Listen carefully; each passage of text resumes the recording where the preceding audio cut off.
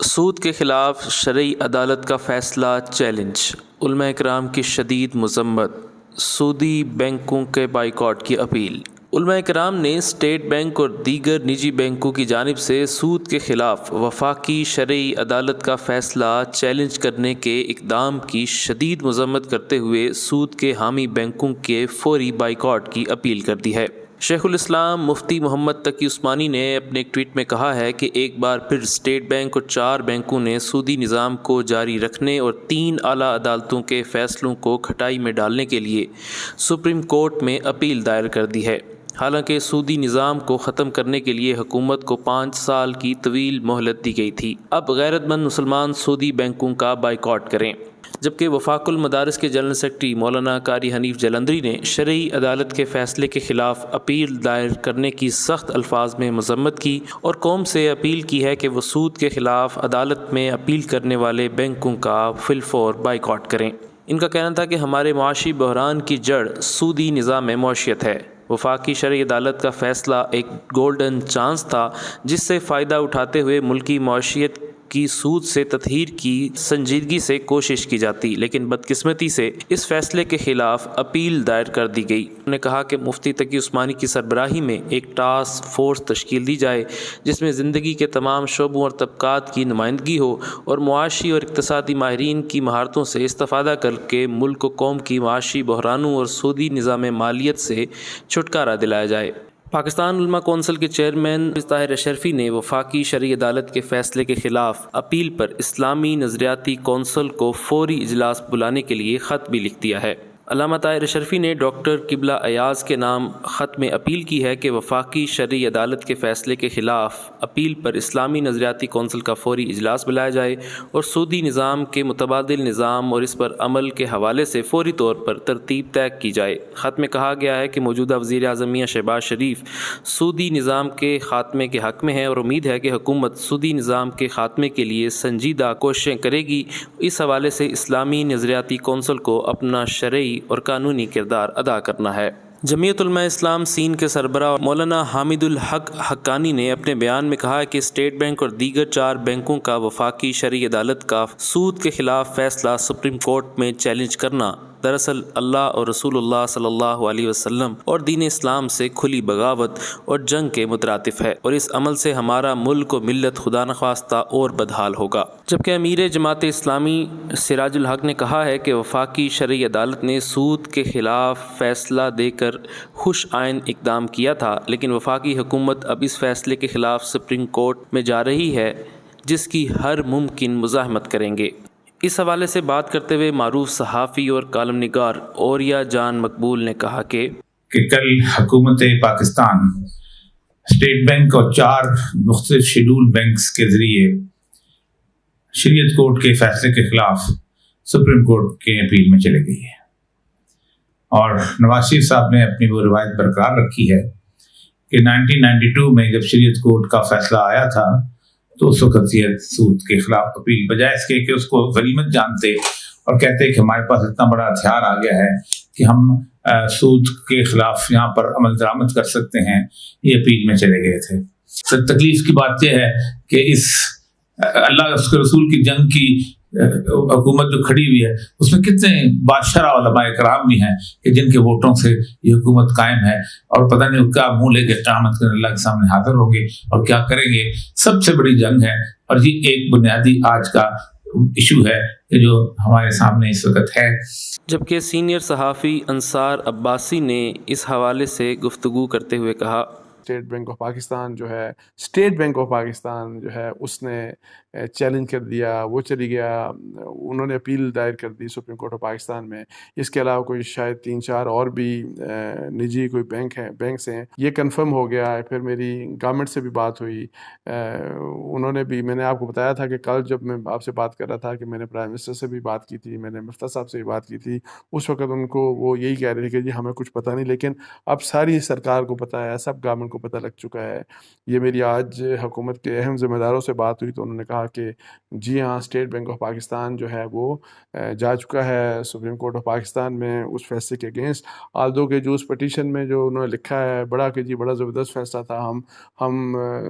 سود کے خلاف ہیں, اسلامی ملک ہے, یہ ہے, یعنی وہ جو سارا فلاوری لینگویج ہوتی ہے, لیکن بیسیکلی وہ چیلنج ہی کیا گیا. اور مقصد یہی ہے کہ جو فیصلہ فیڈرل شریعت کورٹ کا ہے اس کے اوپر امپلیمنٹیشن نہیں ہونی چاہیے. اصل مقصد یہی ہے, اور مقصد صرف یہی ہے کہ سودی نظام کو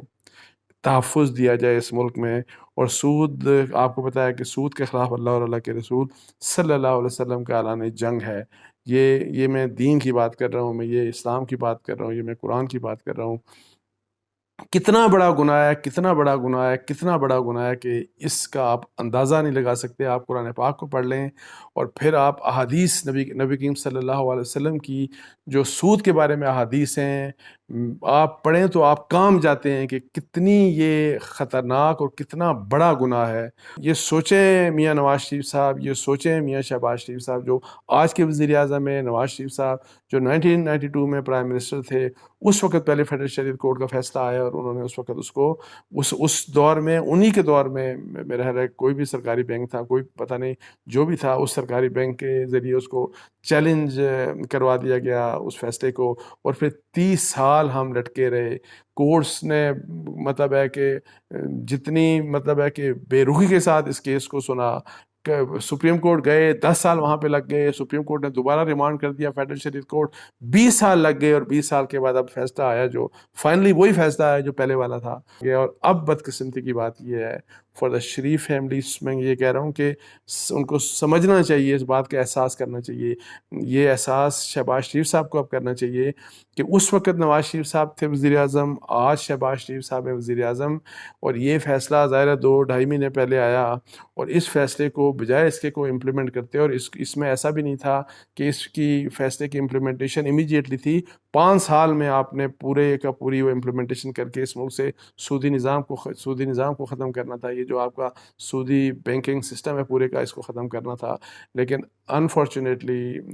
مجھے بڑا دکھ ہے کہ اسٹیٹ بینک آف پاکستان, آپ جتنے بھی آپ کہہ دیں کہ یہ انڈیپینڈنٹ ہے, انڈیپینڈنس ہے, اس کو قانون کے لحاظ سے اس کو آزادی ہے اور وہ جو مرضی مطلب کہ اس کے فیصلے اپنے فیصلے ہیں. لیکن میں آپ کو بتاؤں, مجھے پتہ ہے کہ گورنمنٹ آف پاکستان کا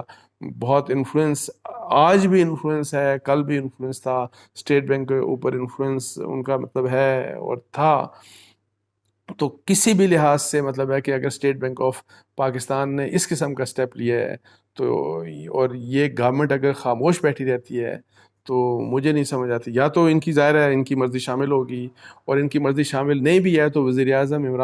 اعظم شہباز شریف صاحب کو یہ احساس ہونا چاہیے کہ he is the prime minister of Pakistan. ان کی موجودگی میں ان کو سود کے اگینسٹ کھڑا ہونا چاہیے, ان کو سودی نظام کے خلاف کھڑا ہونا چاہیے, جنگ لڑنی چاہیے, اس نظام کے اگینسٹ جنگ لڑنی چاہیے. دوسری طرف اس فیصلے کو چیلنج کرنے کے خلاف سوشل میڈیا پر پاکستانیوں نے شدید رد عمل کا اظہار کیا ہے اور ان تمام بینکوں کا بائیکاٹ کرنے کی مہم کا آغاز ہو گیا ہے جنہوں نے اس فیصلے کے خلاف اپیل دائر کی ہے. یاد رہے کہ 28 مئی 2022 کو وفاقی شرعی عدالت نے پاکستان میں سودی نظام سے متعلق 19 سال سے زیر سماعت درخواستوں پر فیصلہ سنایا, جس میں 1 جون 2022 سے سود یا ربا کے خاتمے کا حکم دیا ہے. پاکستان کی وفاقی شرعی کورٹ نے جمعرات 28 مئی کو وفاقی حکومت کو 5 سال کے عرصے میں ملک میں سود کے مکمل خاتمے اور ربا سے پاک بینکاری نظام نافذ کرنے کا حکم دیا تھا. وفاقی شرعی عدالت پاکستان کی ایک آئینی عدالت ہے جو ملکی قوانین کا اسلامی شریعت کے مطابق ہونے کا تعین کرنے کا اختیار رکھتی ہے. سال 1992 میں وفاقی شرعی عدالت نے ملک میں سودی نظام کے خاتمے کا حکم دیا تھا, جسے بعد میں سپریم کورٹ آف پاکستان میں چیلنج کیا گیا. بعد ازاں عدالت عالیہ نے 2002 میں یعنی 10 سال بعد اس فیصلے کو دوبارہ غور و خوض کی غرض سے وفاقی شرعی عدالت کو واپس بھیجا. سودی نظام سے متعلق درخواستوں پر فیصلہ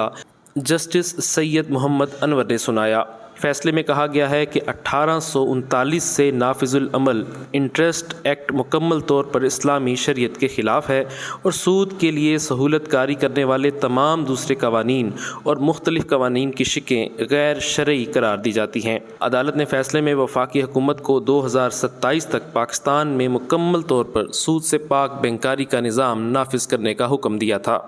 فیصلے میں وفاقی شرعی عدالت نے 1 جون 2022 سے سود لینے سے متعلق تمام قانونی شقوں کو غیر شرعی قرار دے دیا اور کہا کہ قرض سمیت کسی بھی صورت میں لیا گیا سود ربا کے زمرے میں آتا ہے۔